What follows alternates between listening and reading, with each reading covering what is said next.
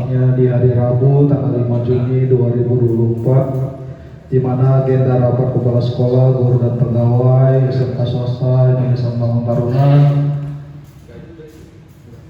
Sebelumnya yang saya hormati Ibu Suwarti SPD selaku Kepala Sekolah SMK Yamin Taruna Bandar, dan yang saya hormati Bapak Ibu guru dan pegawai SMK swasta Yamin Taruna Bandar. Ada baiknya sebelum rapat kita mulai, ada baiknya kita awali dengan doa. Untuk membawa doa dalam rapat kita, saya serahkan kepada Ibu Peli. Oke, kepada Ibu Peli, saya persilakan.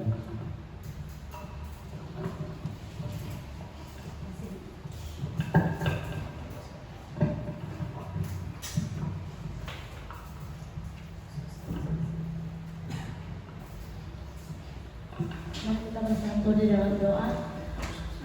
Puji dan syukur kami panjatkan kepada Bapa, di mana pada hari ini Kau masih berikan kami nafas kehidupan untuk melakukan aktivitas kami. Sebentar kami akan melakukan rapat Bapa. Apapun pembahasan kami pada hari ini, biar Bapa yang memberkati, rencana selanjutnya biar Bapa yang memberkati. Di atas segalanya itu Bapa, banyak dosa yang telah kami perbuat. Hapuskanlah itu sengaja maupun tidak sengaja, agar tidak terhalang berkat dan anugerah yang akan Bapa berikan kepada kami. Terima kasih Tuhan Yesus, berkati doa kami ini dalam anak-Mu Tuhan Yesus Kristus, selamat kami hidup. Amin.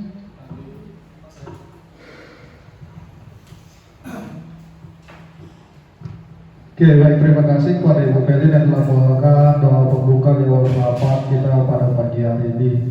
Oke, selanjutnya atas sambutan dan protokol, saya sendiri tetap mengucap puji dan syukur kehadirat Tuhan Yang Maha Esa, di mana pada pagi hari ini kita bisa berkumpul kembali dalam keadaan sehat, keluarga besar daripada SMK swasta Indonesia Membangun Taruna. Sekali lagi yang saya hormati Bu narasumber kita, Ibu Suwarti SPD, yang akan nanti memaparkan salah satu komunitas belajar SMK Yapim.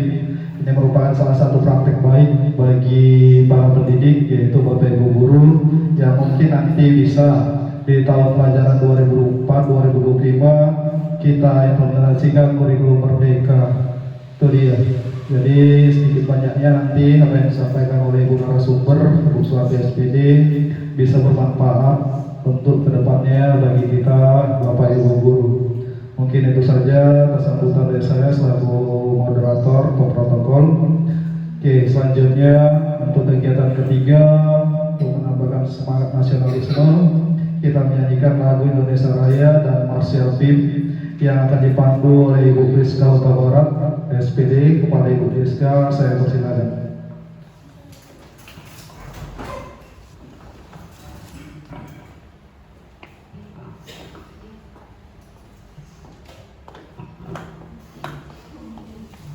Oke, baik, kepada Bapak Ibu guru untuk bangkit berdiri yang akan dipandu oleh Ibu Priska Huta Barat SPD. Kepada Ibu, silakan.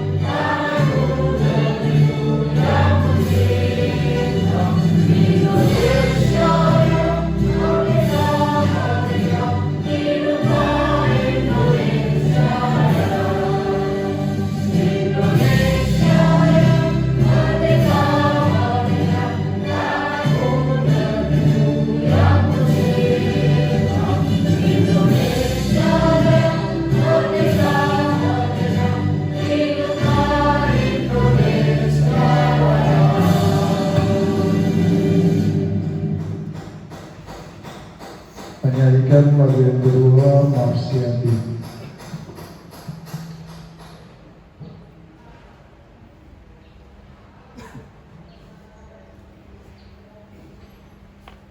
Menyala Indonesiaku.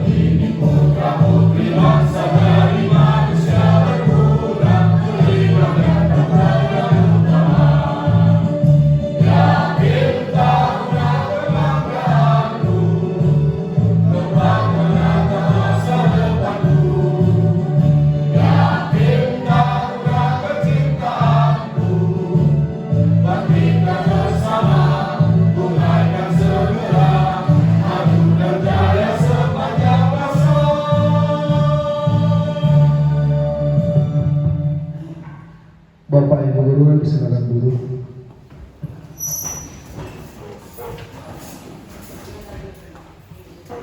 Oke, baik, terima kasih kepada Ibu Priska Utama SPD yang telah membawakan pemandu untuk lagu nasionalis dan Marsiati. Bagi untuk agenda berikutnya, di agenda yang keempat, langsung saja kita mendengarkan paparan materi yang dibawakan oleh narasumber Ibu Suarti SPD. Kepada Ibu langsung saja saya persilakan. Assalamualaikum warahmatullahi wabarakatuh. Salam sejahtera bagi kita semua. Yakin Unggul dalam prestasi, bersama kita bisa, yakin karena jaya. Baik, terima kasih untuk semangatnya Bapak Ibu.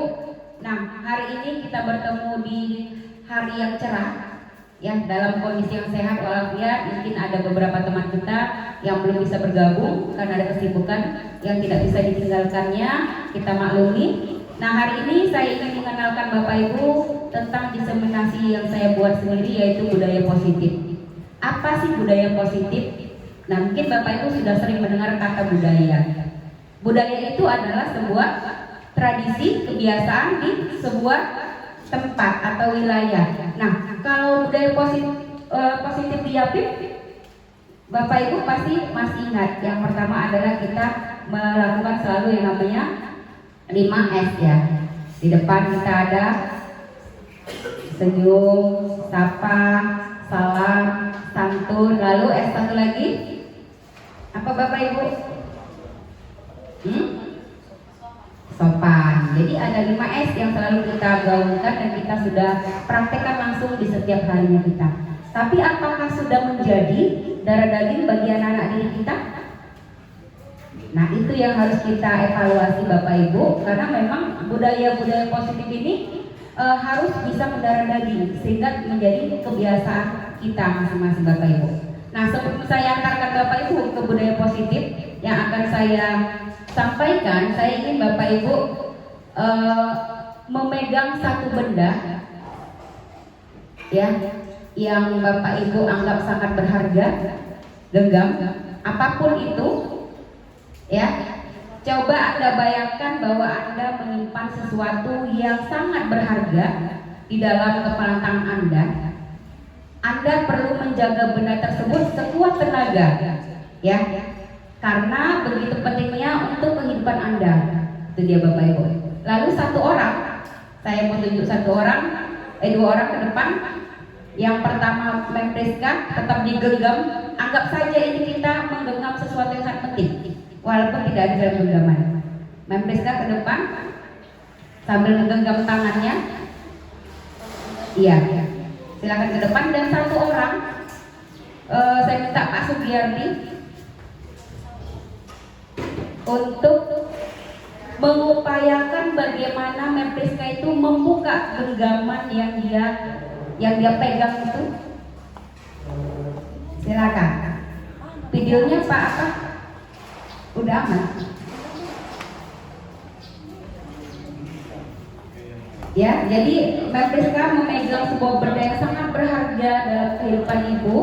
Pak Sugiyardi berupaya untuk bagaimana Mem Priska itu bisa membuka genggaman itu, sehingga benda yang ada di genggamannya itu bisa diberikan kepada Pak Sugi. Silakan. Pakai mic ya. Kasih mic-nya Pak Mejen.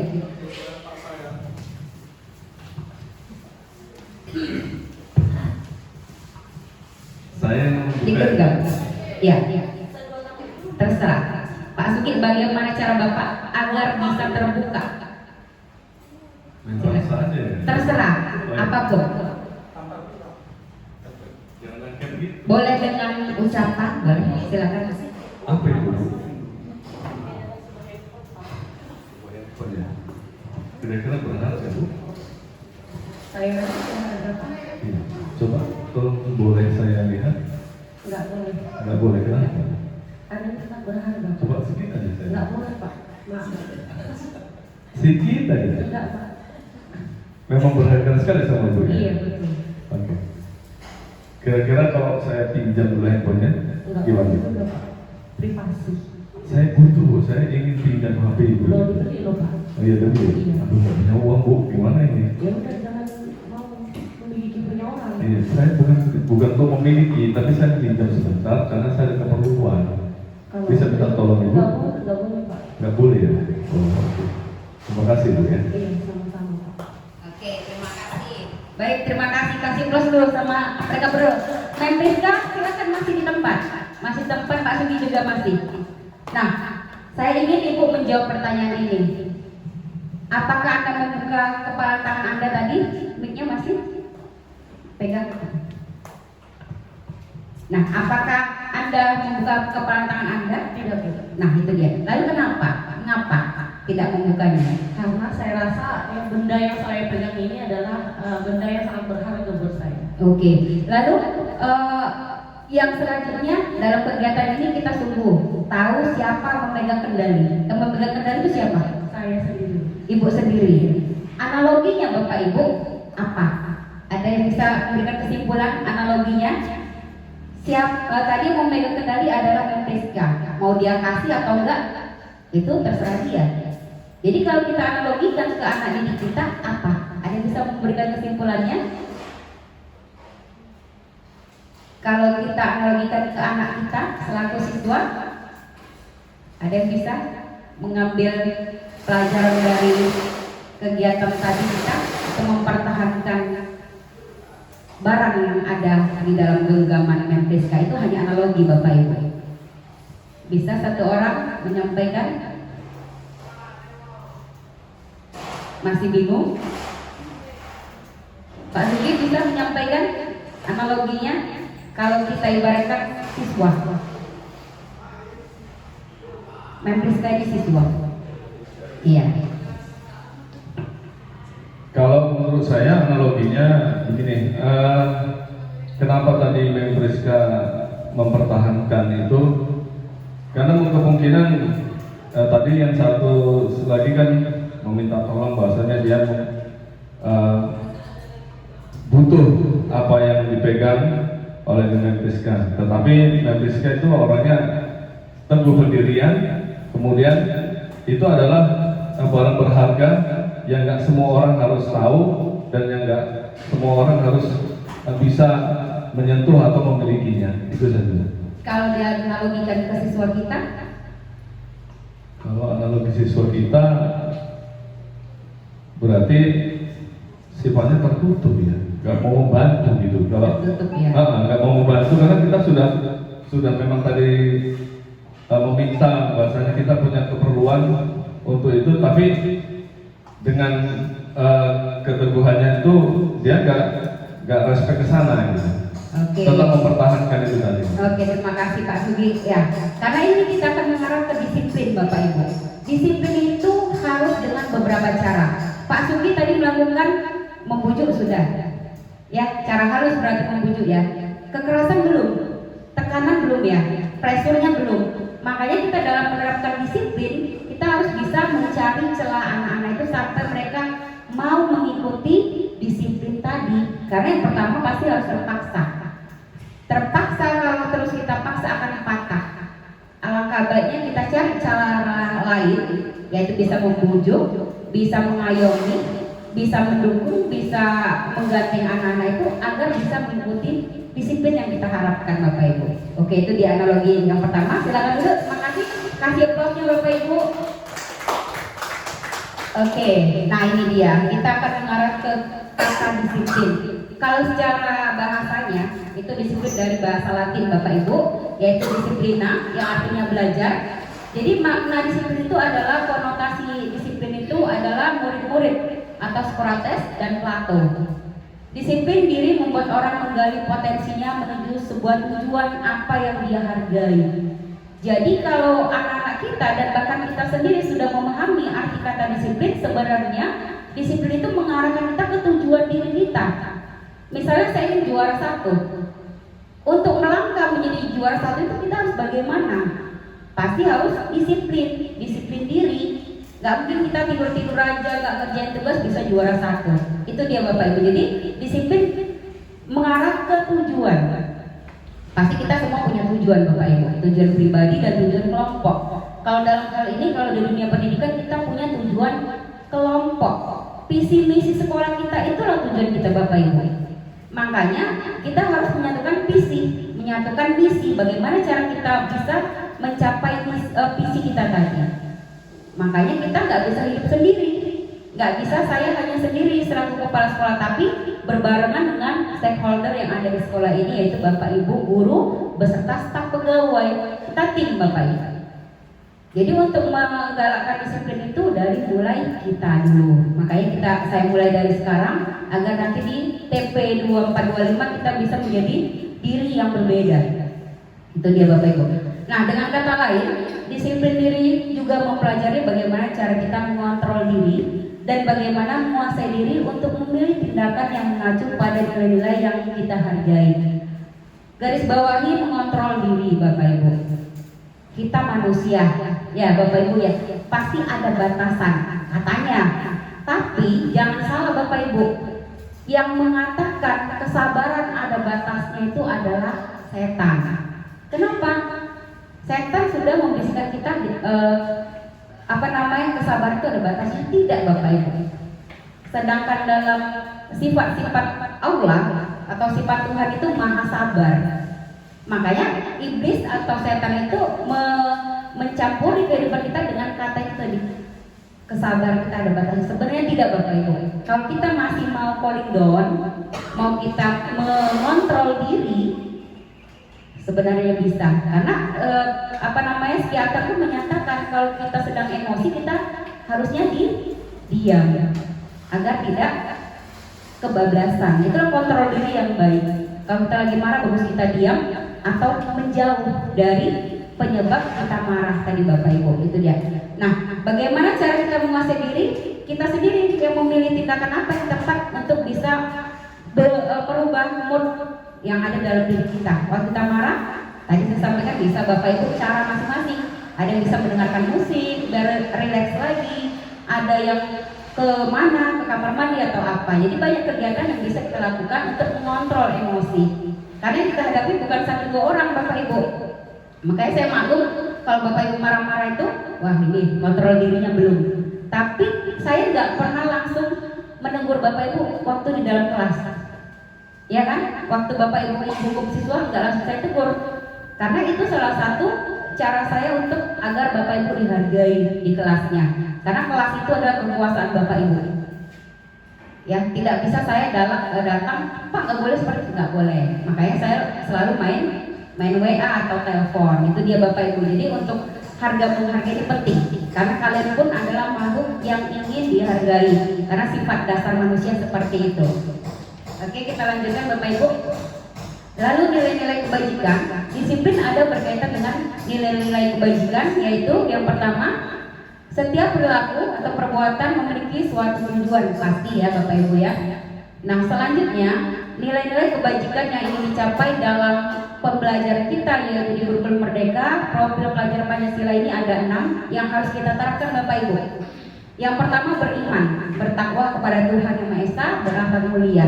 Ini yang pertama. Kalau sudah bentengnya kuat, sudah kokoh pondasi yang ada dalam diri kita dan diri anak-anak, kita akan bisa melaju ke nilai-nilai yang selanjutnya, yaitu mandiri, bernalar kritis, berpikiran global, bergotong royong dan kreatif.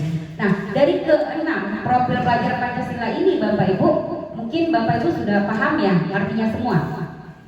Atau ada yang mau ditanya dari ke-6 ini yang belum bisa mempraktekannya atau mengimplementasikannya? Nomor 4, berkebinekaan global. Kita kan beragam suku bangsa, agama. Kita harus bisa menasionalkan. Makanya tidak boleh ada sukuisme, agamais, tidak boleh. Kita harus nasional, tetapi tidak mengurangi rasa keagamaan kita. Arti bineka ini saling menghargai kita di sini. Ya, karena kita memang Indonesia ini terjalin dari beberapa pulau, bisa merdeka karena kesatuan tadi, antar suku tadi bersatu kita semua. Zaman pahlawan kita dulu untuk memperjuangkan bangsa kita. Kalau kita dari kebinekaan ini bisa disenggol orang, sudah pecah persatuan Indonesia. Ini makanya berkebinekaan global ini seluruh bangsa Indonesia harus bisa menjaga persatuan. Makanya jangan mau kita digesek antar suku dan agama, itu sangat-sangat rentan gitu Bapak. Ada lagi Bapak Ibu? Dari ke-6 profil kita ini, penerapannya di anak-anak ini bisa saja kita gunakan ke tradisinya. Untuk P5, penerapan P5-nya bisa. Kebinekaan ini bisa kita projectnya, kan kita berdasarkan project nantinya untuk IKM-nya. Project misalnya Ibu Linda Seni Budaya, dia bisa nanti membuat project untuk tarian tradisional, lalu makanan tradisional, apalagi bahasa tradisional, bahasa daerah, seperti itu. Jadi ini dia akan berkaitan dengan produk juga Bapak Ibu di bagian kebinekaan global. Bergotong royong penerapannya biasa ya Bapak Ibu ya, gotong royong, kita membersihkan ruangan, lalu membersihkan lingkungan sekolah. Kreatif, apakah sudah kreatif anak-anak kita Bapak Ibu? Sebagian. Kenapa bisa sebagian?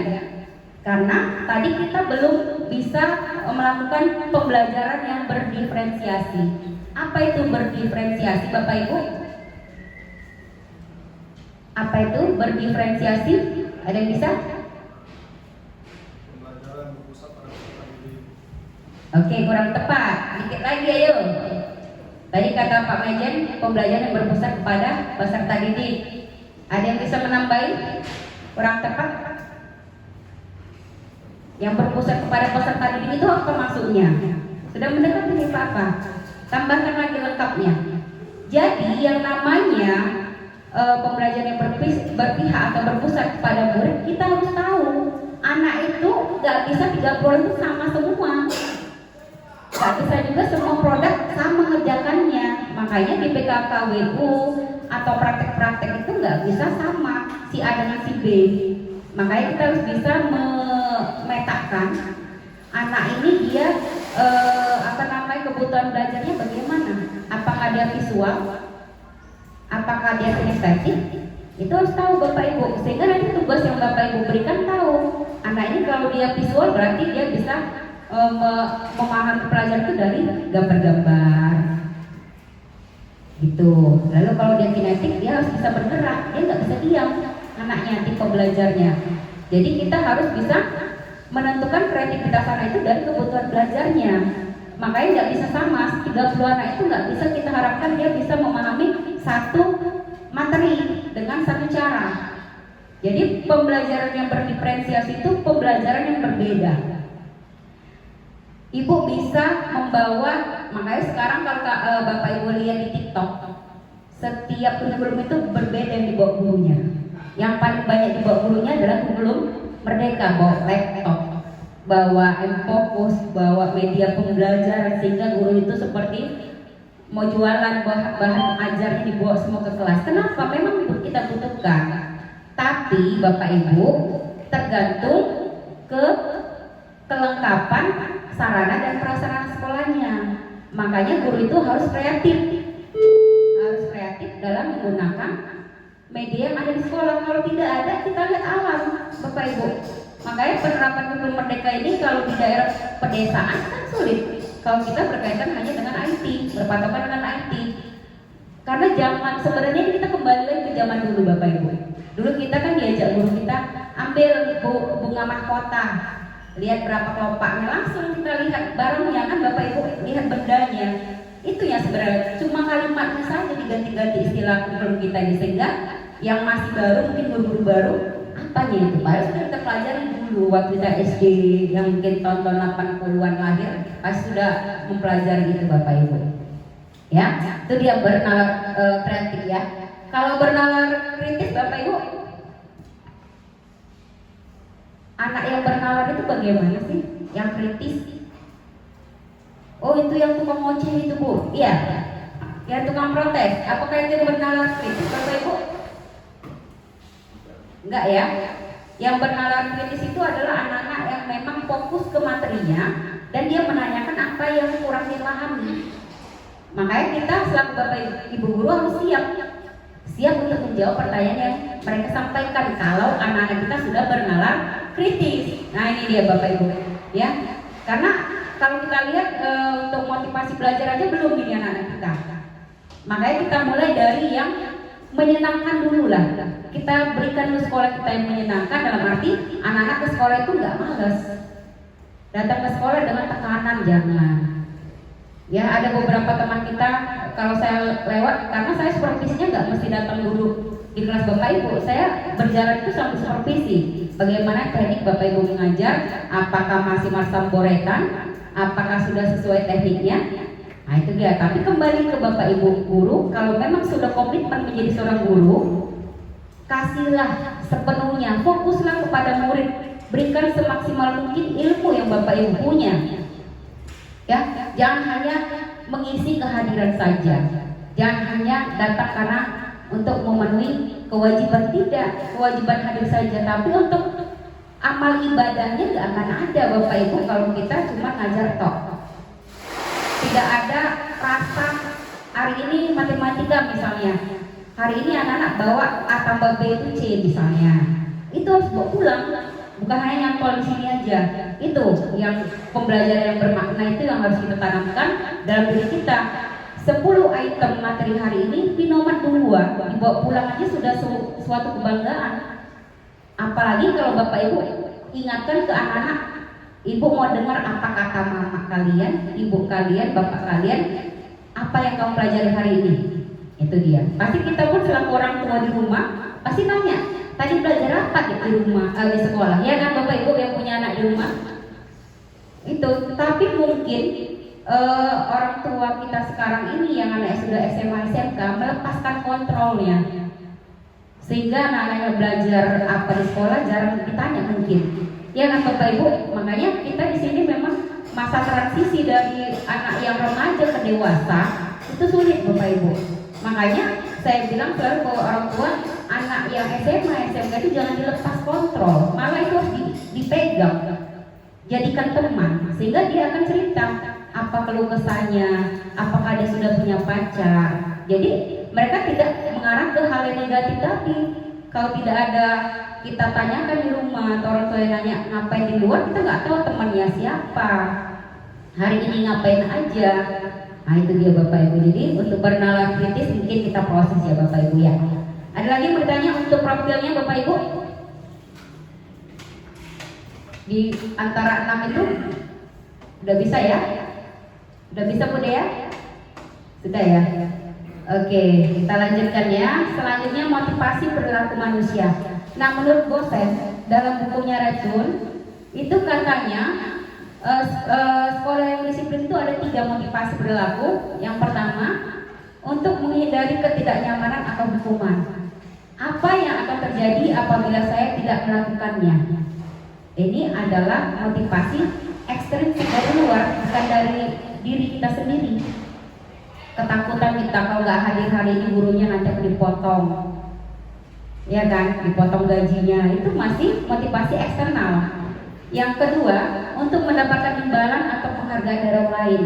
Apa yang akan saya dapatkan apabila saya melakukannya? Ini masih motivasi ekstrinsik. Bapak Ibu ingin menjadi guru yang teladan, datang cepat-cepat biar dilihat kepala sekolah, rajin kali gurunya datang. Itu masih motivasi ekstrinsik Bapak Ibu. Belum dari diri kita, kalau kita merasa ingin dilihat orang, itu masih motivasi ekstrinsik. Ya. Yang ketiga, untuk menjadi orang yang mereka inginkan dan menghargai diri sendiri dengan nilai-nilai yang mereka percaya. Ini baru yang harus kita miliki Bapak Ibu, kita pedomani, yaitu saya akan menjadi orang yang seperti apa bila saya melakukannya. Motivasi intrinsik, tujuannya ke disiplin positif ini Bapak Ibu. Pak Bin dulu lah coba saya tanya, pagi datang selalu. Kenapa Pak Bin? Bapak datang pagi terus Pak Bin? Saya sudah terbiasa disiplin. Nah, itu dia, karena memang terbiasa disiplin dan motivasi itu datang dalam diri sendiri. Itulah motivasi internal dia. Tidak harus biar aku ditengok, tidak. Orang-orang seperti itulah yang akan bisa mencapai tujuannya. Ya, karena Tuhan itu tidak melihat kita secara pura-pura. Ya kan? Makanya rezeki kita itu ada waktunya. Tergantung kita bagaimana mencapai rezeki kita tadi dengan keikhlasan diri tadi Bapak Ibu. Mungkin Bapak Ibu telah melalui banyak sekolah, kayak saya, Pak Bindu, Pak Sugi, Bu Linda, Bu Erna sudah melalui beberapa sekolah kan, Bu Regina. Masing-masing sekolah punya budaya masing-masing, punya tekanan masing-masing. Tapi dari proses beberapa sekolah itu kami sudah mulai matang. Kalau saya katakan di sini saya yang terakhir lah mungkin di perdagangan ini sampai pensiun mudah-mudahan. Karena memang sudah proses dari gaji 12.000 sudah saya rasakan. Ya, dari mulai gaji 12.500 per les itu saya sudah merasakan di sekolah tetangga. Saya ngajar SMP, ngajar di mana-mana, 5 sekolah yang sudah saya lalui. Tapi finishnya di sini. Dan di sini puncak karir saya. Saya pernah menjadi wali kelas, pertama menjadi guru honor, wali kelas, lalu wakil kepala sekolah, lalu PLT, lalu ke jenjang yang ini. Tapi apakah saya puas sampai di sini saja Bapak Ibu? Apakah saya puas hanya menjadi kepala sekolah saja? Belum. Kenapa saya katakan belum? Karena belum menjadi sekolah yang favorit sekolah kita. Masih ada lagi PR saya untuk bagaimana kepala sekolah ini bukan hanya sekedar kepala sekolah, tapi ada manfaatnya. Itu Bapak Ibu. Makanya saya selalu copot. Ada beberapa kawan yang nggak bisa diajak kerjasama dan memang dia sudah nggak nyaman, silakan. Saya nggak mau menahan orang yang tidak bisa solid sama kita. Kenapa? Karena kita mau maju, bukan hanya jalan di tempat. Kalau memang kita mau satu tim, seperti rantai itu kan saling berkait. Kalau kaitnya putus gara-gara 1-2 orang, bagus 2 orang itu kita putuskan, kita sambung ikatan yang erat tadi Bapak Ibu. Sepakat kita Bapak Ibu? Sepakat kita? Untuk menjadi tim yang kuat kita harus menjadi rantai yang kuat. Kalau ada rantai yang sudah mulai teropos, kita potong saja. Karena bisa saja gara-gara 1 bulatan rantai kita bisa pecah belah. Nah itu dia. Jadi kita harus komitmen kalau ingin menjadi guru yang benar, dapat rezeki pahala dunia dan pahala akhirat. Bismillah, kalau bahasa agama saya pasti bisa Bapak Ibu. Itu dia. Nah, Selanjutnya motivasi yang nomor berapa yang Bapak Ibu mau? Motivasi yang ketiga. Ayo semua kita jangan karena didenda tagar ayu datang didenda, kalau dia nggak masuk dipotong sekian persen, jangan lagi. Hadirlah sesuai dengan kewajiban kita. Itu saja untuk yang ketiga ini intrinsik. Kita lanjutkan ke bagian antara hukuman dan konsekuensi. Ini yang masih dilema saya rasa Bapak Ibu sebelum kita ke restitusi. Apa beda hukuman dengan konsekuensi Bapak Ibu? Coba Samuel, ini mantan anak kita. Apa sih hukuman yang pernah Samuel dapat di sekolah ini? Kalau kamu ingat dulu masa sekolah, apa yang pernah kamu dapat? Hukuman. Skot jam. Skot jam itu hukuman Bapak Ibu. Hukuman. Nah kita lihat ya, hukuman perbedaan dengan konsekuensi, suatu yang menyakitkan dan harus terjadi, itu hukuman. Sedangkan konsekuensi sesuatu harus terjadi. Apa yang membedakannya? Yaitu ada kata yang menyakitkan. Antara hukuman dengan konsekuensi itu ada kata yang membedakan, yaitu yang menyakitkan. Hukuman pasti sakit ya Bapak Ibu ya. Dampaknya bagus nggak kalau menyakitkan? Enggak. Bahkan ada rasa benci, rasa dendam. Itu yang pertama sudah terlihat kan perbedaannya. Yang kedua, membuat anak sakit fisik. Nah, anak suruh lari 50 putar kata Pak Sugi. 50 putar di lapangan besar. Nah, bagaimana fisiknya sakit maupun hatinya Pak Sugi untuk jangka waktu lama. Kita bayangkan, kita kadang asal ceplos ya. Sana push up 100 kali, paling cuma 100 lebih, banyak kali tuh. Nah itu dia. Tapi tanpa kita sadari, tercetus itu Bapak Ibu. Karena kita belum mengarah kemari Bapak Ibu. Lalu bedanya dengan konsekuensi, membuat anak merasa tidak nyaman dalam jangka waktu pendek. Bentar aja, siap itu besok ada nggak perubahan sikap? Ada lagi kan dilakukan dia sama lagi kan? Nah, dia hanya jangka pendek saja konsekuensi ini berlangsung. Yang kedua, anak membenci kedisiplinan.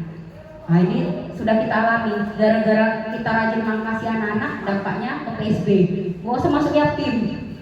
Kena potong nanti sama Pak Bidung, itu rumornya Bapak Ibu. Makanya menimbulkan rasa disiplin itu benci mereka. Padahal kita ingin anak-anak itu rapi. Anak itu bisa nanti kalau dia jadi tentara polisi sudah terbiasa dengan rambut pendek. Tapi karena kita nggak mengarahkan ke sana mungkin, jadi anak-anak membenci disiplin yang kita terapkan. Ya kan, kita lap lipstik anak-anak, celah anak-anak, dia benci. Padahal itu disiplin yang sudah dilanggar, dia tidak tahu bahwasannya yang dilakukan itu sudah pelanggaran disiplin. Itu dia.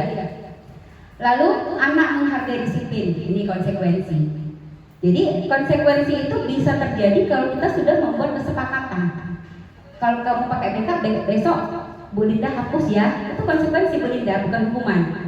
Ya, jadi harus kita buat dulu perjanjian atau keyakinan kelas. Kalau bahasa di kurikulum merdeka keyakinan kelas, baru besok dia melanggar, konsekuensinya apa nak? Kalau kamu pakai makeup dihapus Bu. Itu dia, bukan lagi hukuman lagi. Jadi antara hukuman dengan konsekuensi itu membedakannya adalah konsekuensi dia harus sesuai dengan pelanggaran yang dia buat. Misalnya kalau dia nggak kerjakan PR, disuruh lari, nyambung nggak?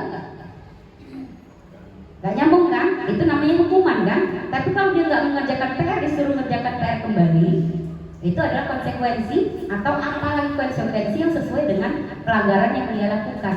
Itu harus dibedakan Bapak Ibu ya. Lalu mendorong anak menyakiti diri sendiri, ya pastilah. Karena nanti dia lari-lari lompat-lompat kan pasti sakit dengkulnya. Seperti kemarin siapa si kembar jalannya jadinya semplak. Nah itu siapa gurunya itu? Nah itu dia. Lalu mendorong anak agar mudah menyesuaikan diri. Jadi kalau sudah ada keyakinan kelas, kesepakatan kelas, anak-anak mulai menyesuaikan.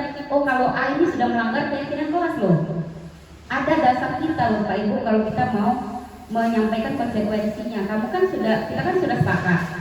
Ini kesepakatan kelasnya. Kalau kita langgar, ini sanksinya atau konsekuensinya. Itu dia. Lalu anak belajar untuk menyembunyikan kesalahan. Pasti banyak alasan ya Bapak Ibu ya. Konsekuensinya anak belajar untuk mematuhi peraturan.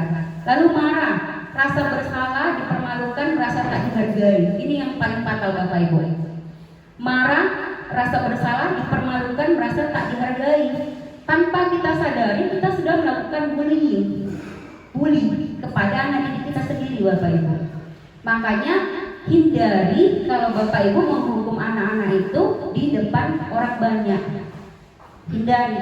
Karena saya pun pernah melakukan itu, ada rasa menyesal dalam diri saya karena anak-anak itu langsung drop, langsung nggak ada percaya dirinya, langsung malu. Ini kita sendiri kalau merasa di posisi anak tersebut pasti kita merasa malu ya Bapak Ibu ya. Tiba-tiba depan orang, dimarahin, kasih aja lu, kan gitu ya, diejek-ejek sama temannya. Ini dia Bapak Ibu. Jadi semua hukuman ini konsekuensinya paling pusatnya kesimpulan di sini Bapak Ibu. Ya, jadi mulai besok kita melangkah yang baru, banyak cara Bapak Ibu. Makanya yang pertama kita lakukan tadi kenyamanan Bapak Ibu, kenyamanan anak-anak kita. Nah ini dia, ada 3 yang harus Bapak Ibu pahami. Yang paling baik di sini adalah restitusi.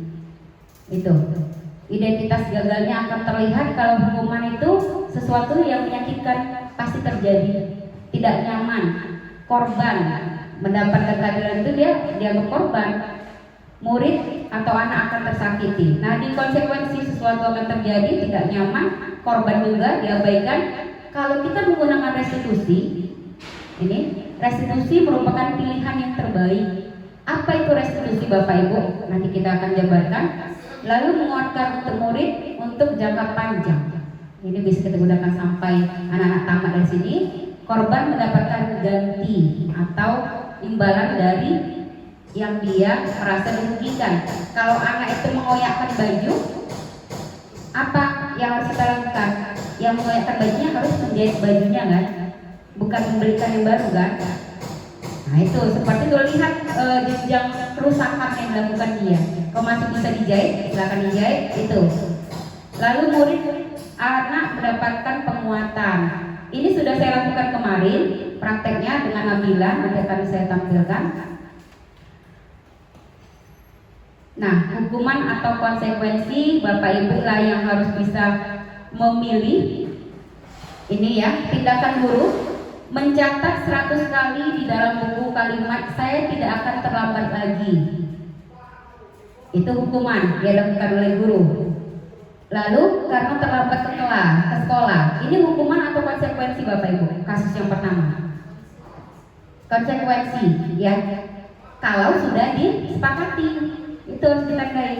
Kalau kita belum kasih kesepakatan atau belum kita ingatkan, itu belum disebut konsekuensi, masih disebut hukuman. Yang kedua, lari mengelilingi lapangan basket 2 kali karena terlambat hadir di sekolah. Ini adalah hukuman.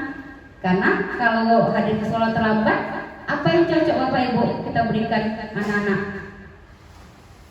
Imbalannya atau konsekuensi kalau dia terlambat? Nggak boleh kita Bapak Ibu sekarang, nggak boleh. Kenapa? Karena sudah ada dengan Undang-Undang Perlindungan Anak. Yang harus kita lakukan adalah menanyakannya. Apa latar belakang dia terlambat? Dicatat. Jadi harus ada datanya juga. Karena nanti pasti ada yang menjawab, alasannya aja itu Bu, besok terlambat lagi. Dibuat datanya dan dievaluasi. Maka ini lebih ribet kurikulum merdeka kita Bapak Ibu. Karena kita harus sesuaikan data dengan implementasinya. Harus ada data simpolan hari ini tanggal sekian nggak datang dengan alasan nggak ada kereta. Besok seperti itu lagi nggak ada kereta. Sampai ke 3 kali baru kita memberikan kebijakan. Dan bisa Bapak Ibu melakukan coaching. Apa itu coaching Bapak Ibu? Ada yang pernah dengar coaching? Hah? Apa Bu Linda? Melatih. Coba coach melatih diri sendiri. Jadi pelatih ya.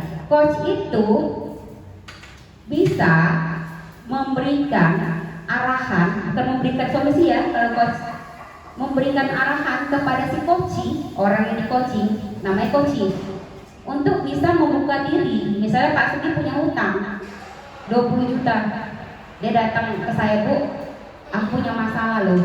Jadi yang namanya coaching itu nggak bisa saya, yuk Pak Sugi coaching kok yuk, nggak bisa. Harus dia berserah diri. Datang, Bu, aku ada masalah Bu. Oh, apa masalahnya Pak? sampai dia menemukan sendiri solusinya, bukan dari saya. Saya hanya mengarahkan dia sehingga dia dapatkan apa yang menjadi solusi dari permasalahannya. Itu dia coaching, bukan seperti mentoring ya Bapak Ibu ya. Coaching kita hanya mengarahkan gitu ya. Jadi anak-anak pun kita coaching bisa. Kenapa kamu terlambat nak? Apa nggak ada kereta di rumah? Lalu siapa orang di rumah, sampai mentok dia dapat jawaban yang bisa menjawab kenapa dia terlambat dan solusinya dapat. Itu dia Bapak Ibu. Oke, saya rasa Bapak Ibu sudah bisa yang membedakan ya antara hukuman dengan konsekuensi, sudah bisa ya Bapak Ibu ya.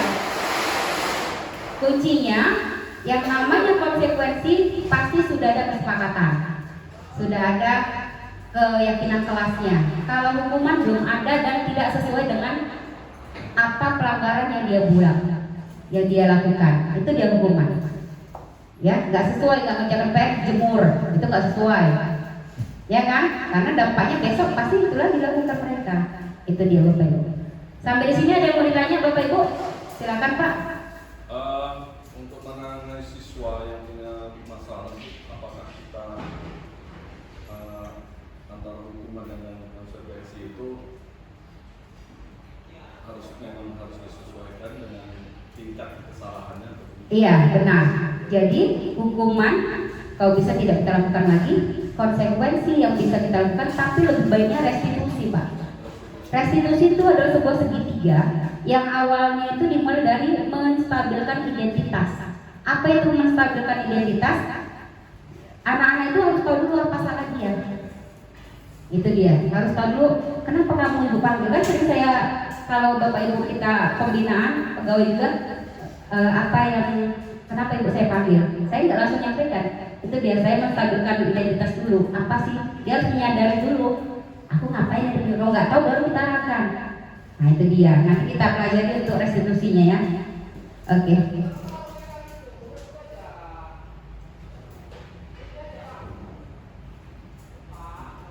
Ini tadi sama ya Bapak Ibu ya. Nah ini keyakinan kelas Bapak Ibu.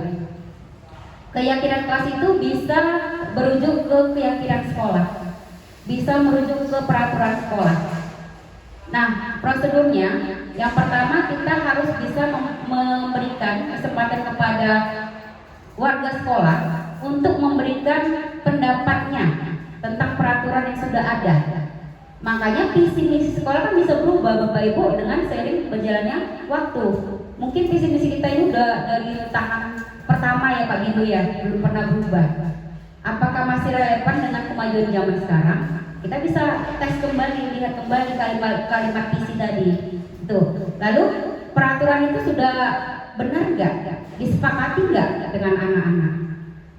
Dan kita pun harus bisa memberikan penjelasan kepada anak-anak kenapa anak-anak itu harus rambutnya pendek, kenapa sepatu itu harus warnanya hitam, ya kan? Karena mereka berpikir apa sih hubungan rambut panjang, apa sih hubungan apa sepatunya warna-warni ke sekolah, tanpa mereka tahu. Kalau kita sepatu warna-warni bisa menampakkan kesenjangan sosial, yang orang kaya pasti cantik-cantik, ya kan? Kalau yang hitam hampir semua sama warnanya, nggak kelihatan mau mahal mau murah.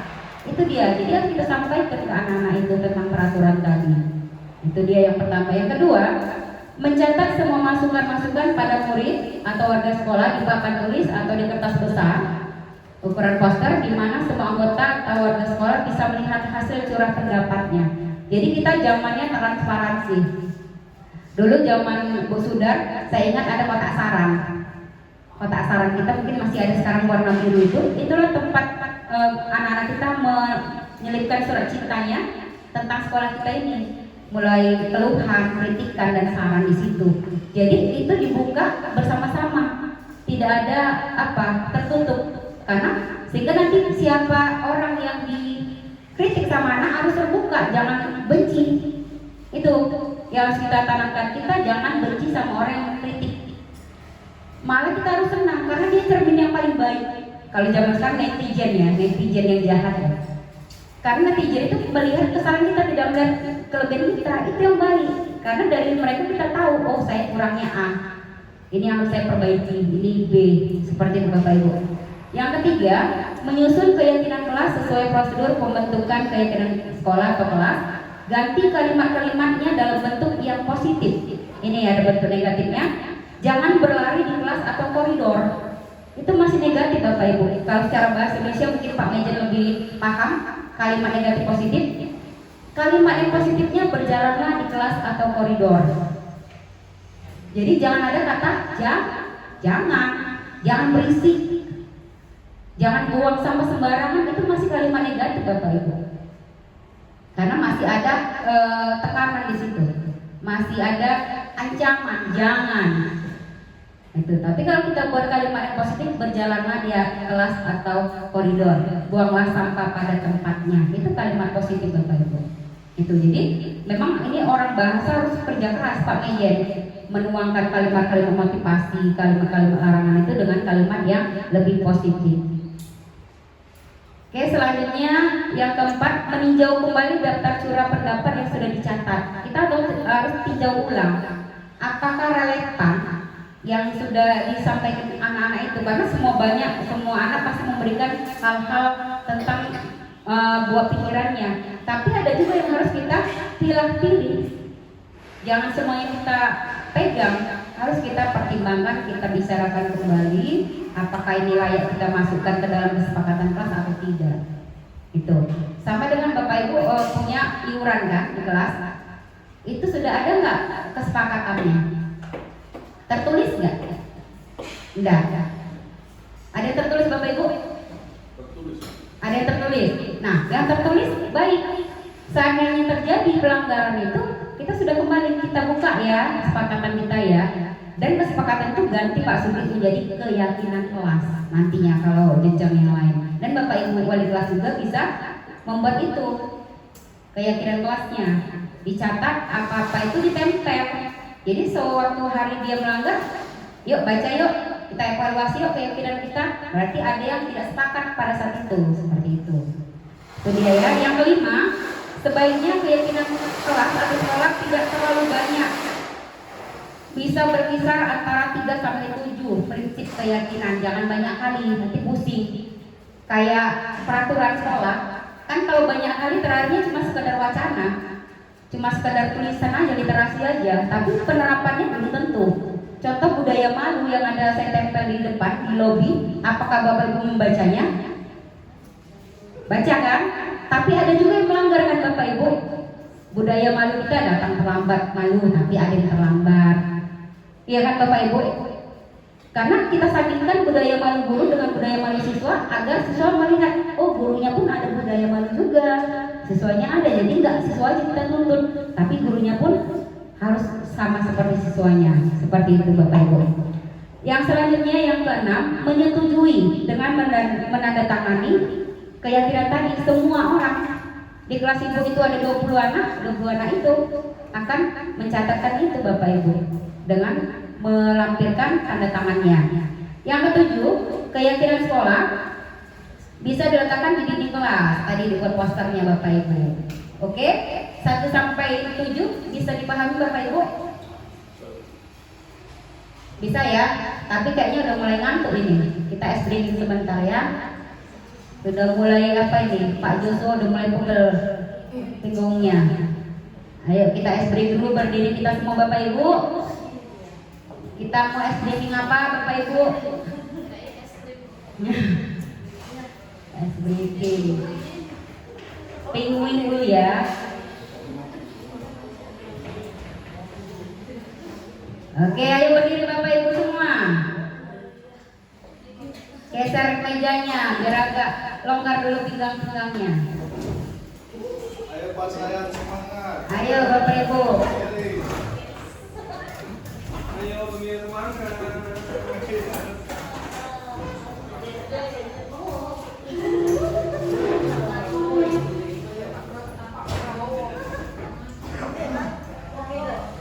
Oh, bentar.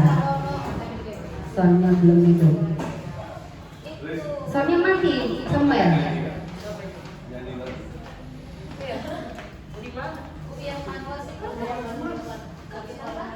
Tekewer-kewer. Oh, tekewer-kewer nanti habis swing ya.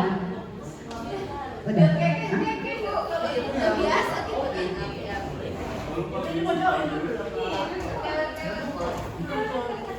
Ada. Pak Medan. No.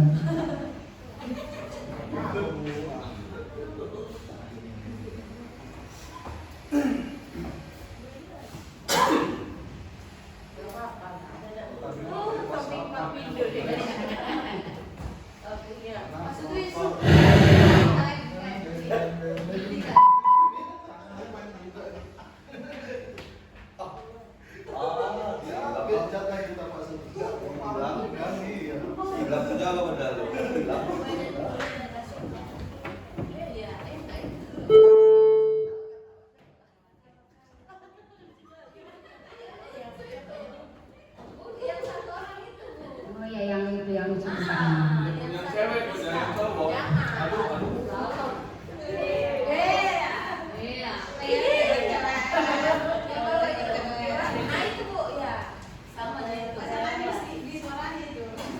Kenapa tadi dia di Wah, suara yang ini? cowok boleh. Yang mana lu ngomong?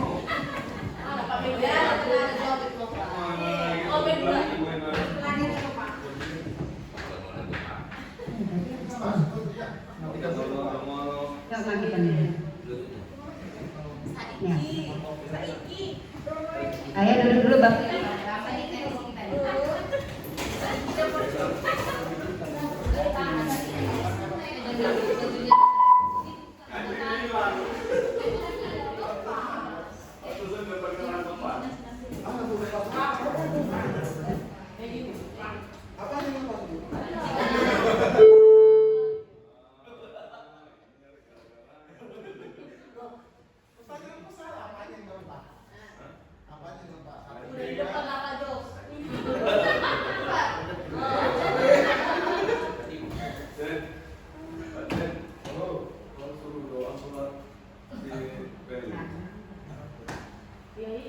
Mana keren?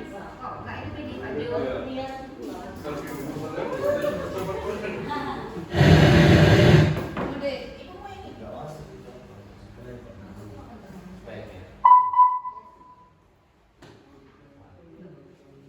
Kenapa ya?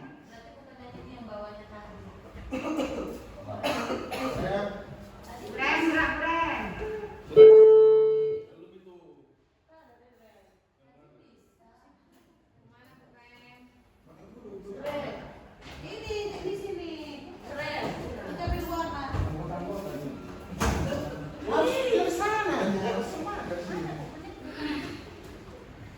Gimana nih Hamuna? Nggak boleh kita break ini. Tadi kan dulu.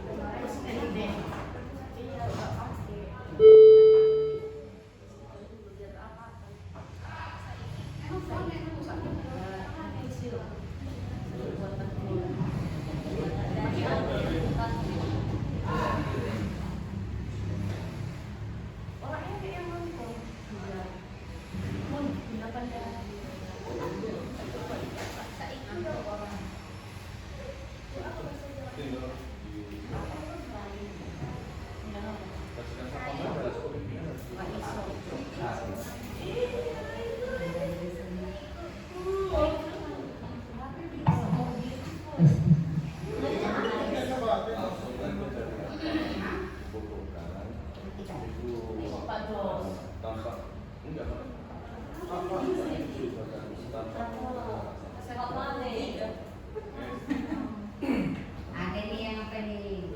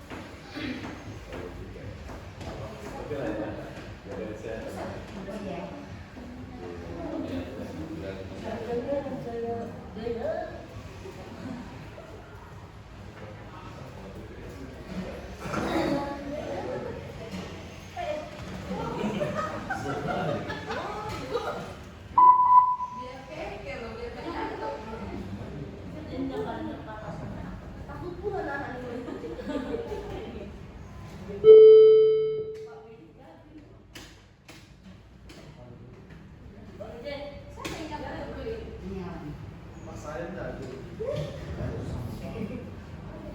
selama menerima saya menjadi korban. Saya punya fans lain. Ada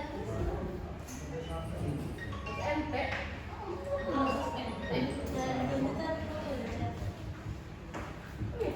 Nanti ya buka saya kegiatannya. Iya.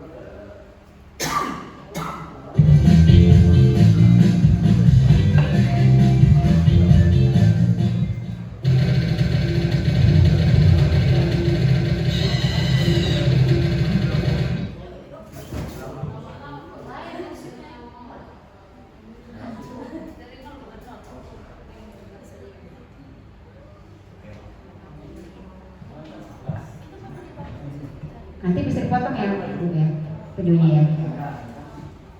Video dari awal.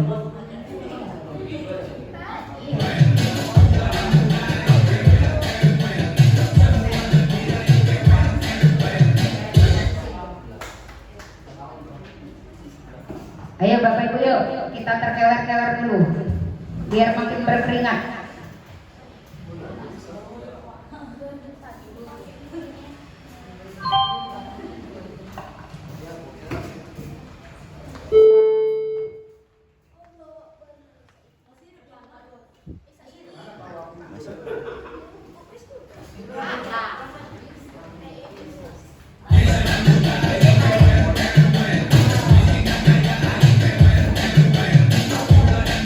Mulai dari nol, Bu.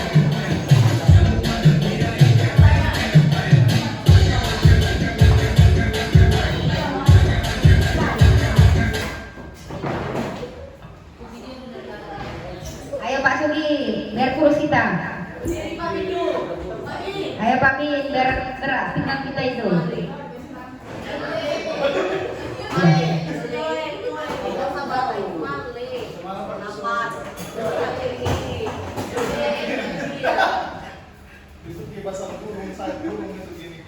Ayo ini yang mirip ini Pak Sayang ini. Oh, Pak Sayang ini terkewer-kewer dia.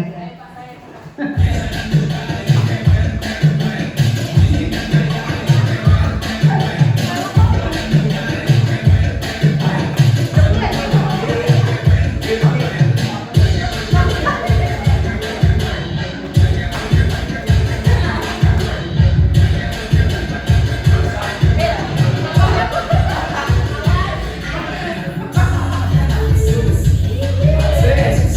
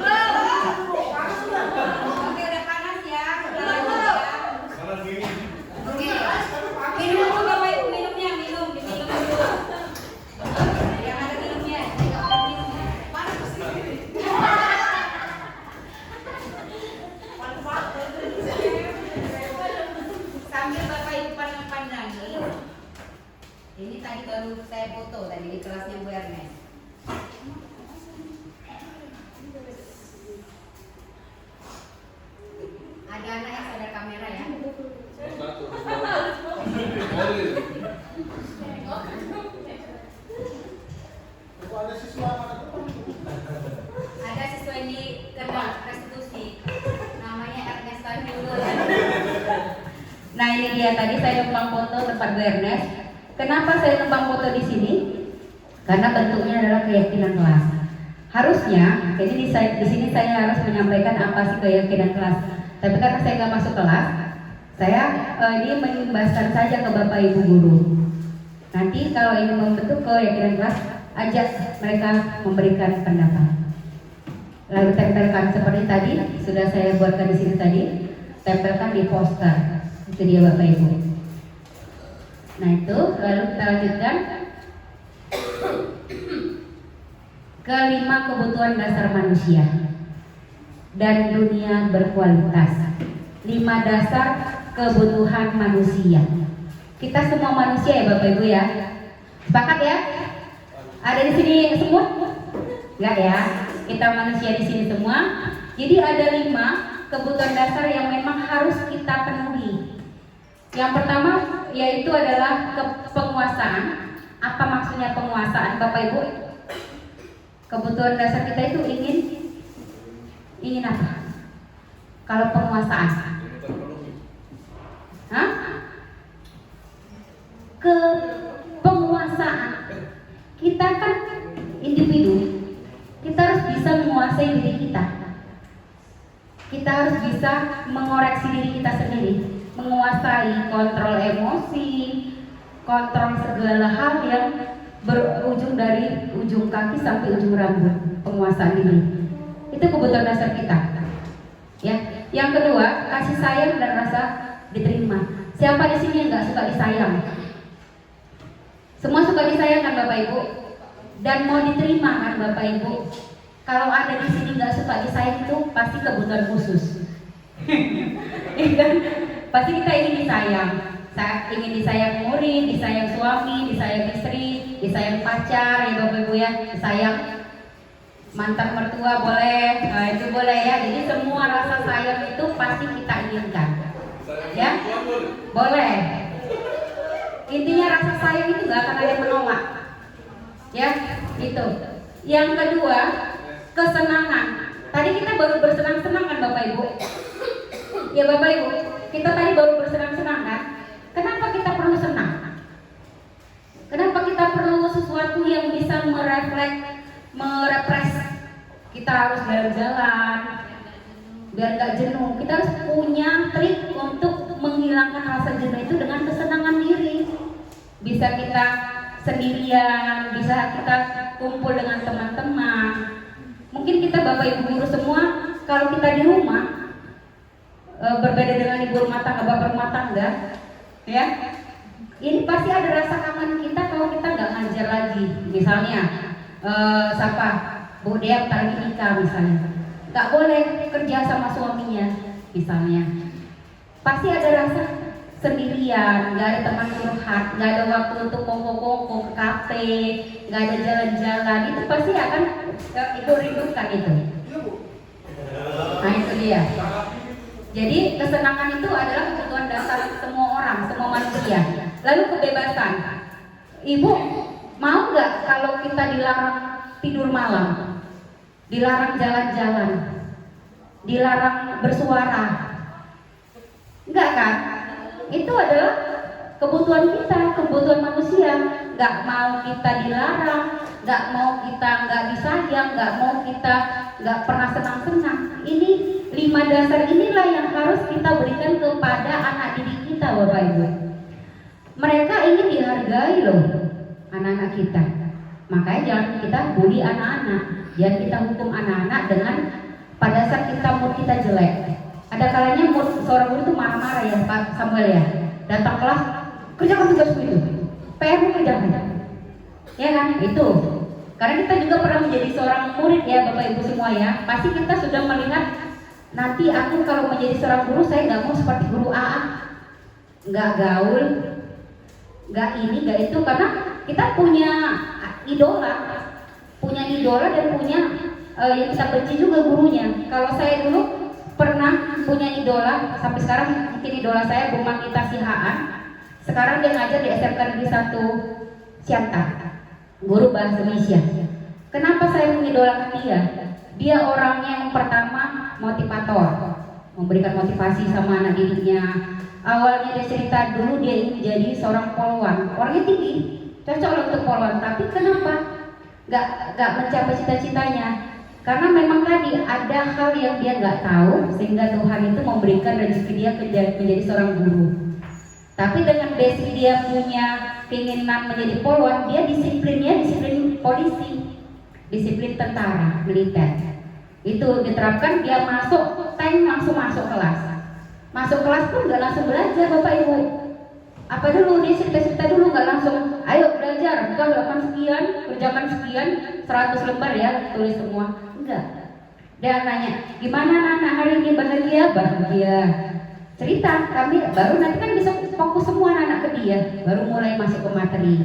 Itu dia Bapak Ibu. Jadi 5 kebutuhan dasar manusia ini harus kita pahami agar kita memanusiakan anak-anak kita.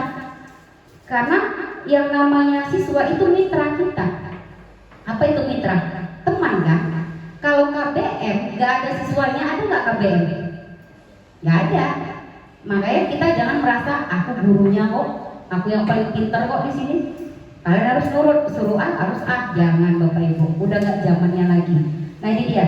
Yang pertama penguasaan, keinginan untuk dianggap berharga, bisa membuat perbedaan, bisa membuat pencapaian, kompeten, diakui, dihormati. Ini meliputi self esteem dan keinginan untuk meninggalkan pengaruh. Biasanya selalu ingin menjadi pemimpin. Mereka juga suka mengamati sebelum mencoba hal baru dan merasa kecewa bila melakukan kesalahan. Ini penguasaan Bapak Ibu. Kalau kita yang pernah dengar kata ambisi, ambisi itu adalah hal yang baik dan buruk. Ada 2 hal. Terlalu ambisius itu nggak boleh. Ambisi harus ada. Nah, ciri-ciri orang yang lebih kuat di penguasaan, kebutuhannya, dia ingin menjadi pemimpin, dia ingin menjadi orang yang dominan, itu akan bisa menjadikan dia kekurangannya. Dari kebutuhan dia ingin menguasai tadi, dia tidak melihat kekurangan dalam dirinya. Makanya pemimpin yang otoriter itu pasti banyak apa Bapak Ibu rintangannya, banyak gak suka. Big boss, itu gak boleh. Makanya dia pun nggak boleh lagi big bossan. Dulu pernah ada seperti itu, langsung di cut. Nggak ada di sini big boss. Yang big boss itu bapak almarhum dan owner lainnya. Kalau kita di sini sama-sama bekerja, makanya saya selalu merangkul Bapak Ibu, bukan karena saya takut sama Bapak Ibu, enggak. Tapi ada batasan. Waktu kita bersantai, yuk sama-sama. Waktu kita kinerja, kalian adalah bawahan saya dan saya atasan kalian. Kita harus bisa membentengi tadi, mengkat-kat yang ini boleh, tidak boleh itu. Jadi kita bermitra Bapak Ibu, tapi harus tetap tahu batasannya dan tupoksi kita masing-masing. Selanjutnya yang kesenangan, kebutuhan untuk mencari kesenangan, bermain dan tertawa. Blaser menghubungkan kebutuhan akan kesenangan dengan belajar. Semua hewan dengan tingkat intelijensi tinggi seperti anjing, lumba-lumba, primata ini adalah hewan-hewan yang punya intelijensi tinggi. Makanya anjing pandai disuruh kan, bisa sini datang, ada pencuri dia langsung tanggap. Itu dia, karena dia punya intelijensi, bukan hanya seperti hewan-hewan lain yang tidak punya keterampilan ya Bapak Ibu ya. Saat mereka bermain, mereka mempelajari keterampilan hidup yang penting. Manusia tidak berbeda, sama ya Bapak Ibu ya. Biasanya ingin menikmati apa yang dilakukan. Kalau kita melakukan sesuatu nggak kita nikmati, senang nggak Bapak Ibu? Enggak kan? Ini. Jadi kita harus melakukan hal yang menyenangkan. Pekerjaan yang kita anggap beban, pasti kita melakukannya dengan jenuh, malas, asal aja. Nah ini, apakah sudah Bapak Ibu lakukan di kelas? Cuma datang tok, mengajar tanpa melihat anak itu senang nggak dengan kehadiran kita? Kangen nggak dengan kita kalau kita nggak hadir? Senang nggak kalau kita hadir? Ini harus kita evaluasi diri Bapak Ibu. Bisa Bapak Ibu bicara langsung sama anak-anak, bisa menggunakan angket, tapi lebih jujur bicara langsung. Kalau angket atau tulisan mereka bisa mengarang Bapak Ibu. Tapi kalau dengan kita sharing, ayo anak-anak, Ibu mau perubahan diri, coba ada yang mau menyampaikan apa kekurangan Ibu, itu baru guru yang gentle Bapak Ibu. Kalau ada yang memberikan, oh Ibu terlalu cerewet Bu, Ibu terlalu disiplin, misalnya, disiplin yang terlalu itu bagaimana? Oh Ibu gini. Kita evaluasi benar nggak sih yang disampaikan mereka? Sharing sama teman. Jangan hanya dari pihak anak saja, kita sharing sama orang yang kita anggap memang mampu menjawab keraguan kita. Bisa dengan teman yang lebih senior, bisa dengan misalnya kita lihat dia lebih muda tapi bagus cara ngajarnya. Dulu saya ada teman saya di Pancabudi namanya Bu Nur Habibah Nasution. Dia suaranya aja nggak ada, suaranya kayak begini. Mau kemana? Itulah suaranya Bu. Tapi kalau dia masuk kelas senyap langsung. Ilmu itu yang jadi penasaran saya sampai sekarang. Itu ributnya anak-anak Pancabudi, ada saksi hidupnya Bu Linda. Datang dia hanya duduk, diam. Itu apa? Karisma. Dia memiliki karisma. Itu dia Bapak Ibu. Jadi kita berpunya ilmu karismatik itu, ayo bagaimana caranya anak-anak itu bisa kita jadikan mitra kita Bapak Ibu. Yang ketiga, kasih sayang, kebutuhan untuk disayang dan diterima meliputi kebutuhan dan akan hubungan dan koneksi sosial. Koneksi itu adalah hubungan ya Bapak Ibu ya. Bapak Ibu sudah terkoneksi dengan baik nggak sama anak-anak? Sebagian. Terbukti dari mana Bapak Ibu? Dari hasil PPDB kita. PPDB kita salah satu koneksi kita bagaimana bisa merayu, membujuk sampai anak itu percaya dengan kita. Bukan membanggakan diri ya Bapak Ibu. Mungkin di antara kita pun sudah ada yang dapat dari yang bukan kelasnya. Ya. Seperti saya sendiri, saya dapat dari kelas Bapak Ibu, dari anak-anak Bapak Ibu. Kenapa?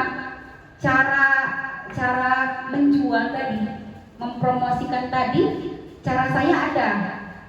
Nggak bisa saya, oh nilai kamu nanti 100 buat, nggak bisa karena nggak hak saya untuk memberikan nilai hak wali kelas. Nah itu dia Bapak Ibu. Jadi koneksi itu harus bisa terkonek dengan baik agar anak-anak itu menjadi senang sama kita, koneksi sosial ya. Lalu kebutuhan untuk memberi dan menerima kasih sayang dan kebutuhan untuk merasa menjadi bagian dari suatu kelompok. Ada kalinya kita ngajar cuman ini aja yang kita perhatikan. Pak Bindu yang di belakang nggak kita perhatikan.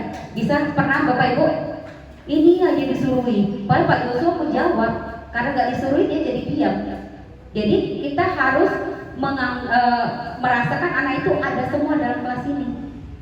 Nggak hanya kita tertuju kepada Pak Mejen aja. Kita harus melihat Kurnia, lihat Pak Sugi. Semua ini harus kita lihat Bapak Ibu.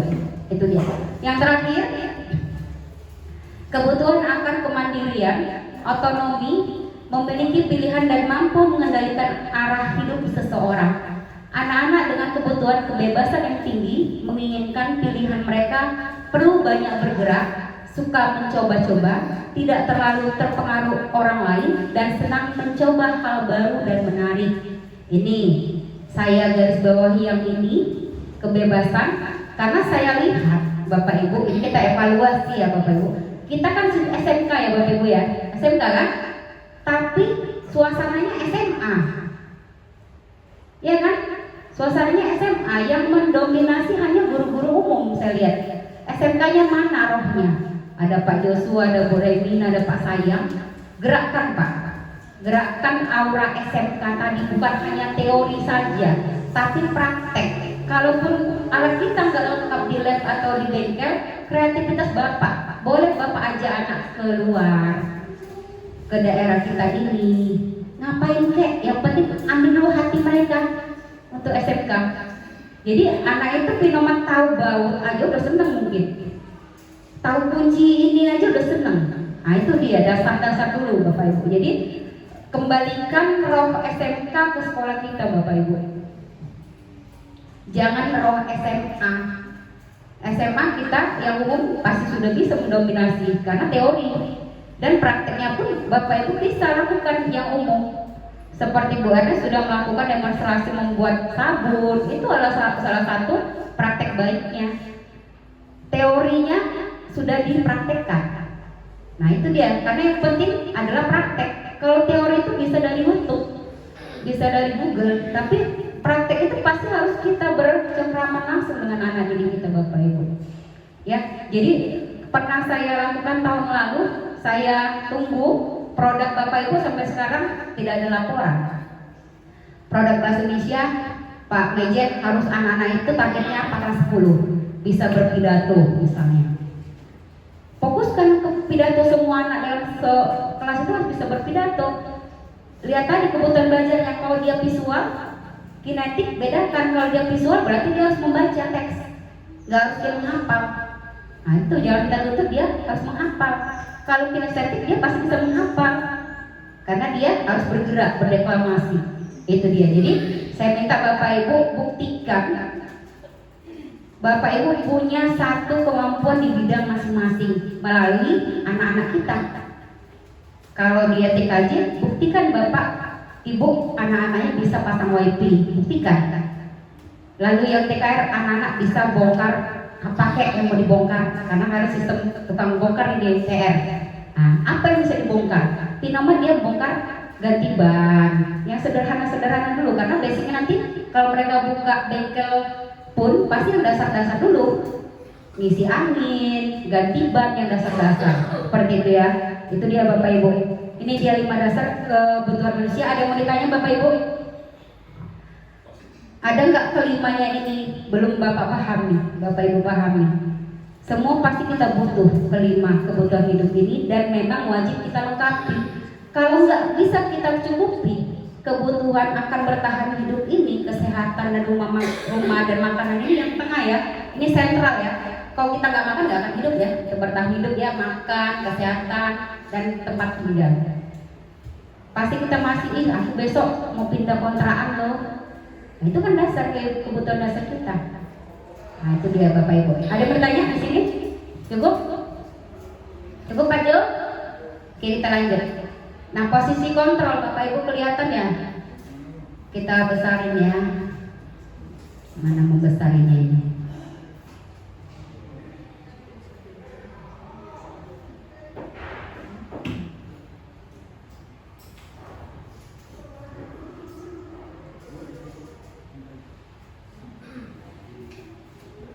Masih nggak terlihat ya, kecil banget ya. Saya bacakan aja ya.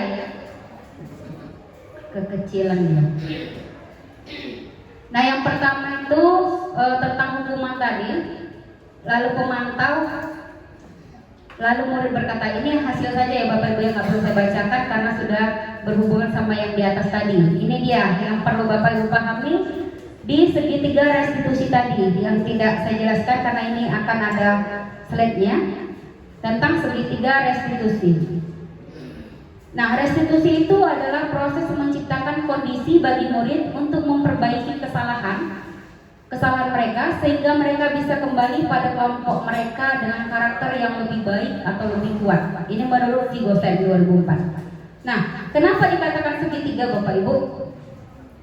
Karena segitiga itu didasari oleh menstabilkan identitas.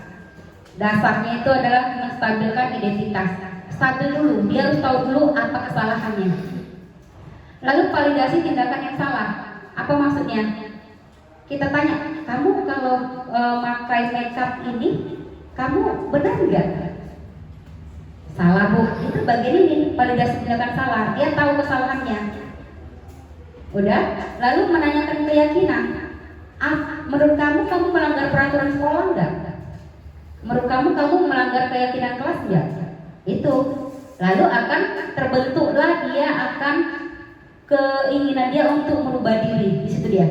Kamu tentu punya alasan mengapa melakukan itu. Itu dasar pertama Bapak Ibu. Latar belakang kenapa dia bermakeup. Bu, aku kalau nggak bermakeup muka aku nggak apa Bu, nggak pede. Jerawatku nampak-nampak. Nah jadi kita apa jawabannya? Dengan kamu pakai makeup, jerawat kamu mungkin banyak. Ya kan? Bukan kita, oh iya ya.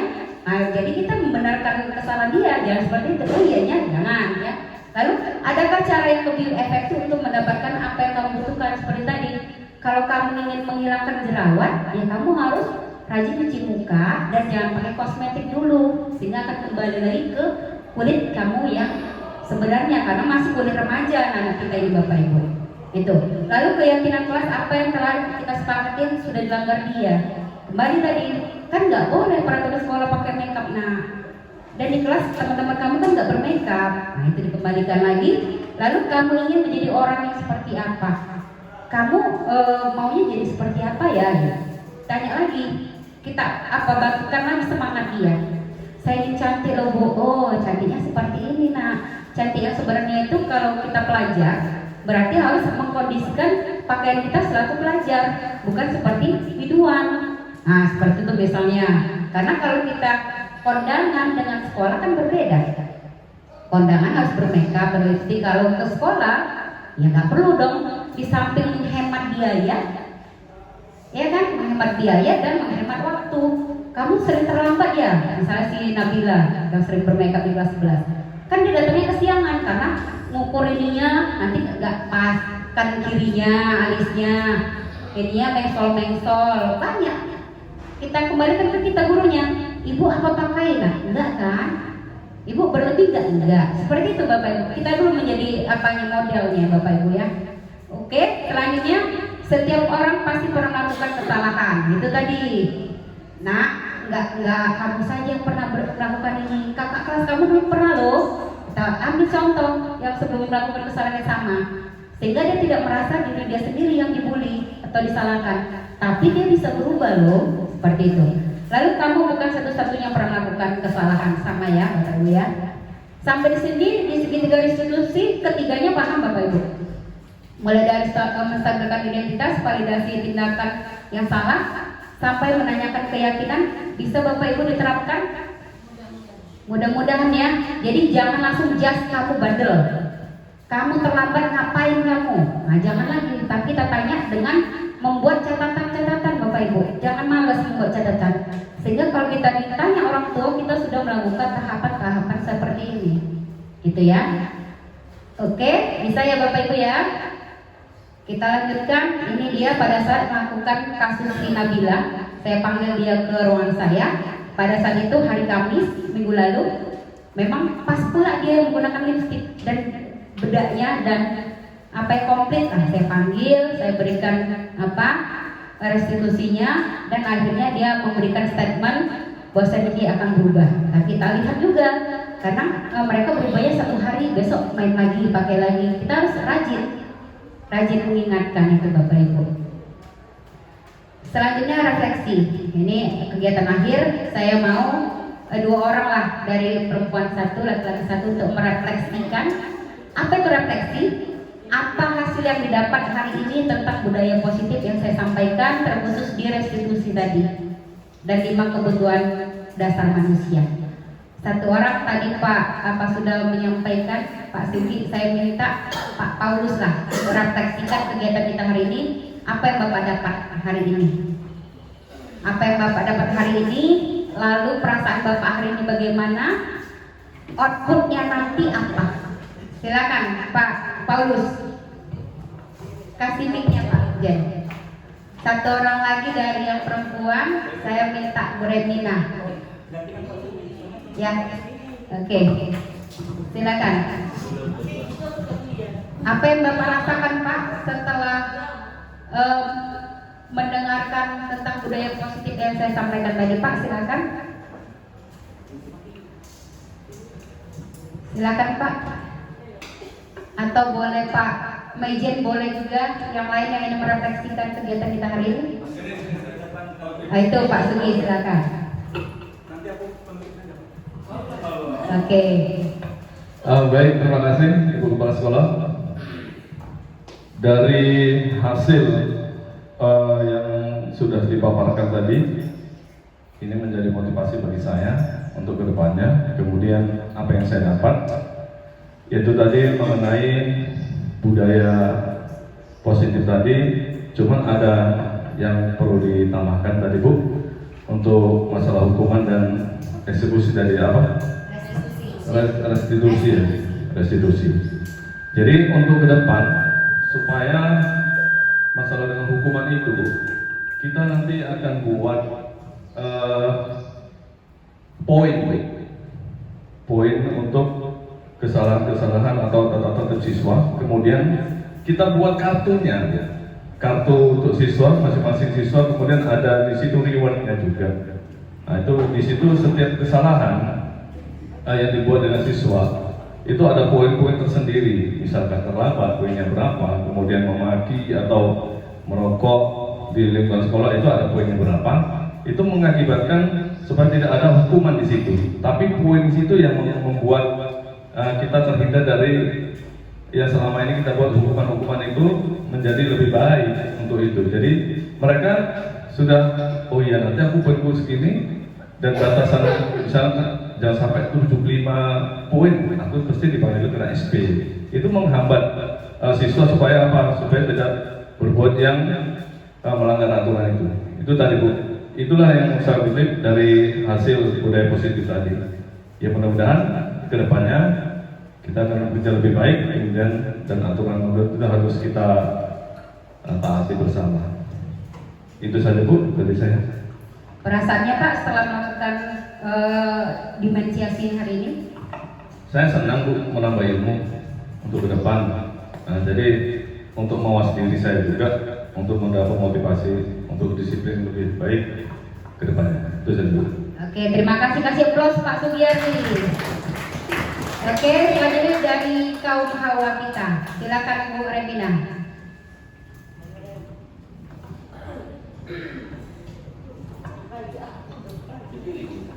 Atau boleh Bu Priska, Bu Dea boleh bersuara. Silakan. Oke, boleh. Ayo Bu Remina.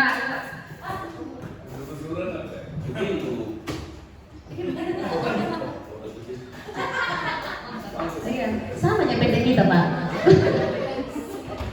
Oke baik, terima kasih. Selama sosialisasi tadi ada refleksinya dan sangat-sangat kena gitu ya. Ada bahasa yang tadi kalimat negatif dirubah menjadi kalimat positif. Tadi jangan ribut di koridor, atau yang satu lagi jangan membuang sampah dirubah menjadi kalimat positif, jadi buanglah sampah pada tempatnya. Tapi terkadang itulah kekurangan kita sebagai guru, karena kita menonjol ke kesalahannya. Makanya jangan dibuang sampah karena itu kesalahan dia, kan begitu. Jadi itu tadi selama sosialisasi itu yang saya pikirkan. Oh iya benar juga. Ketika kita mengatakan buanglah sampah pada tempatnya, sepertinya siswa itu langsung tahu kesadarannya di mana salahnya dan pasti bakal memperbaiki kesalahannya. Itu saja yang bisa saya Refleksikan. ya, refleksikan selama sosialisasi. Perasaannya Bu gimana Bu? Setelah ini ada nggak yang dibawa pulang? Perasaannya?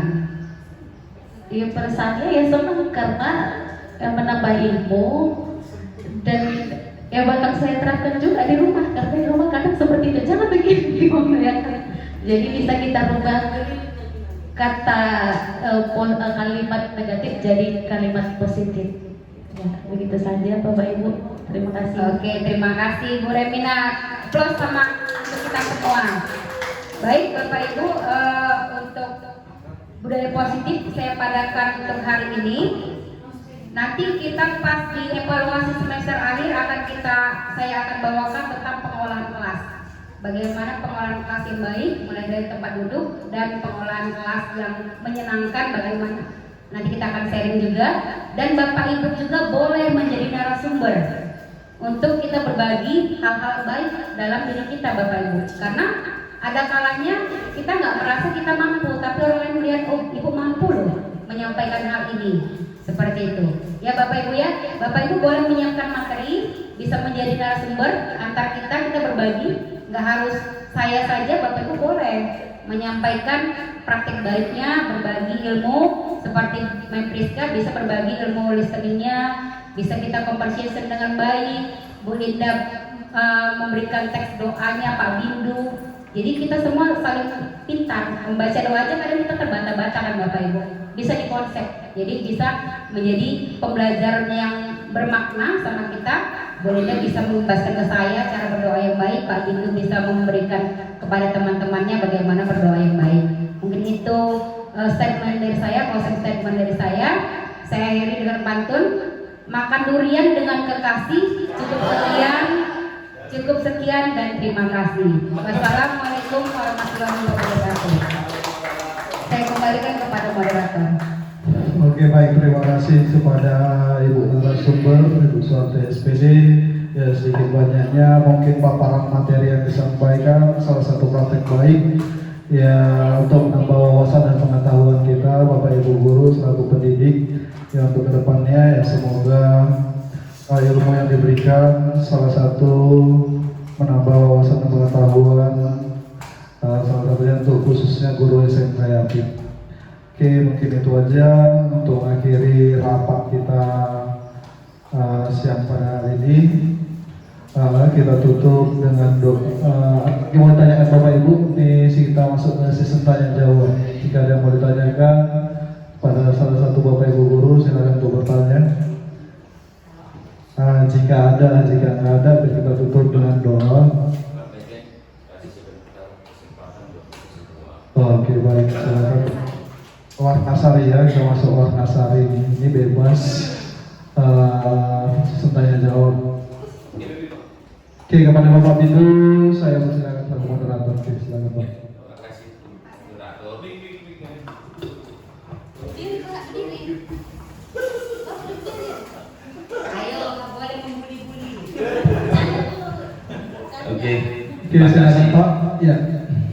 Untuk moderator yang memberikan waktu, yang saya hormati Ibu Kepala Sekolah, yang saya hormati keluarga besar Yapin Taruna Bandar ini, baik Dewan Guru, pegawai, staf, karyawan yang ada di Yapin Perdagangan.